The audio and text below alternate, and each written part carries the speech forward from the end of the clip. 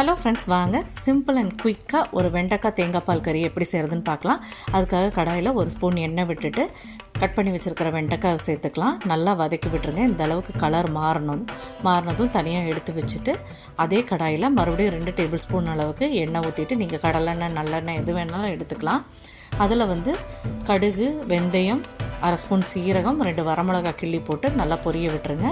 அதுக்கப்புறம் இதில் கட் பண்ணி வச்சுருக்கிற வெங்காயம் சேர்த்துக்கலாம். நான் சின்ன வெங்காயம், பெரிய வெங்காயம் 2 சேர்த்துருக்கேன். இந்த டிஷ்க்கு பெரிய வெங்காயம் மட்டும் சேர்த்தா கூட ரொம்பவே டேஸ்ட்டாக இருக்கும். வெங்காயம் கொஞ்சம் டிரான்ஸ்பரண்ட் ஆனோன்னா ஒரே ஒரு தக்காளி கட் பண்ணி சேர்த்துருக்கேன். அதுவும் ரொம்ப குழையணும்னு அவசியம் இல்லை. அதில் கொஞ்சமாக பெருங்காயத்தூள், மஞ்சள் தூள், தேவையான அளவு மிளகாய் தூள், 2 ஸ்பூன் மல்லித்தூள் சேர்த்து நல்லா கலந்து விட்டுருங்க.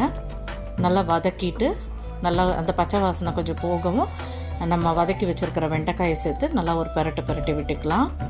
அதுக்கப்புறம் இந்த குழம்புக்கு தேவையான அளவுக்கு கல்லுப்பு சேர்த்துக்கோங்க.